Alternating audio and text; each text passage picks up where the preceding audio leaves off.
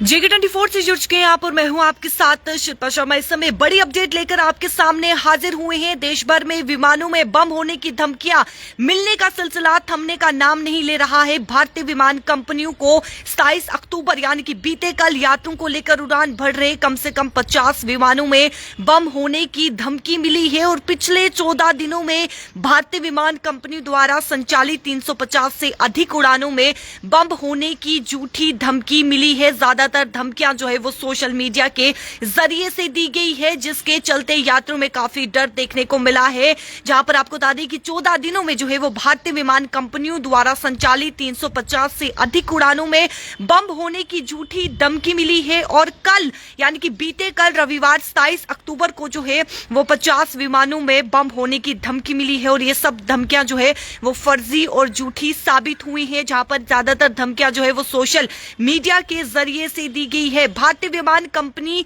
आकाशा air की बात करें तो जहां पर रविवार को उन्होंने कहा 27 अक्टूबर को इन्होंने कहा कि उस 15 उड़ानों को जो है वो सुरक्षा अलर्ट मिला और साथ ही साथ गहन निरीक्षण के बाद सभी विमानों के परिचालन की अनुमति दी गई। और उसके बाद मामले से जुड़े सूत्रों ने बताया कि इंडिगो को 18 उड़ानों और विस्तारा को जो है वो 17 उड़ानों के दौरान विमान में बम होने की धमकियां मिली है। इसी को लेकर विमान कंपनियों को लगातार जो है वो बम की धमकियां मिलने के पृष्ठभूमि के इलेक्ट्रॉनिक और सूचना टेक्नोलॉजी मंत्रालय ने जो है वो सोशल मीडिया मंचों से दायित्वों का पालन करने और सूचना तकनीकी नियमों के तहत जो है वो सख्ती के साथ निर्धारित समय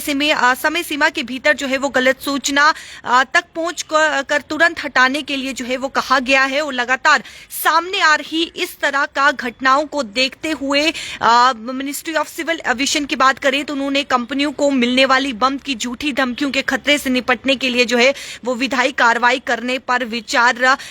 जो है वो कर रहा है। और इससे पहले यानी कि रविवार से पहले 26 अक्टूबर की बात करें तो जहां पे शनिवार को विमान कंपनियों को उनके विमानों को बम से उड़ाने की धमकी जो है फर्जी धमकी जो है वो मिली। जहां पर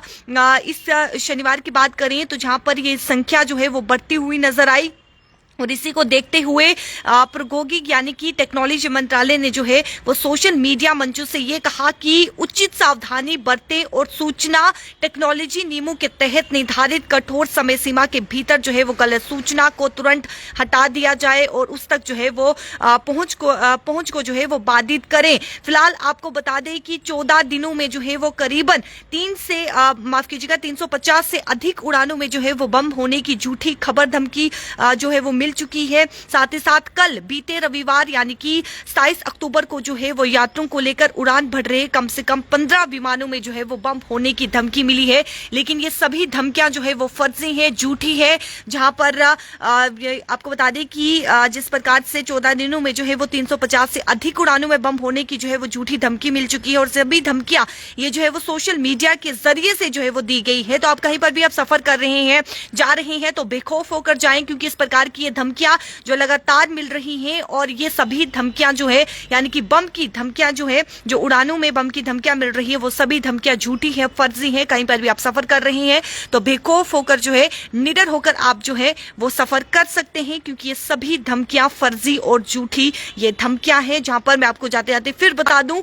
कि बीते कल रविवार को जो है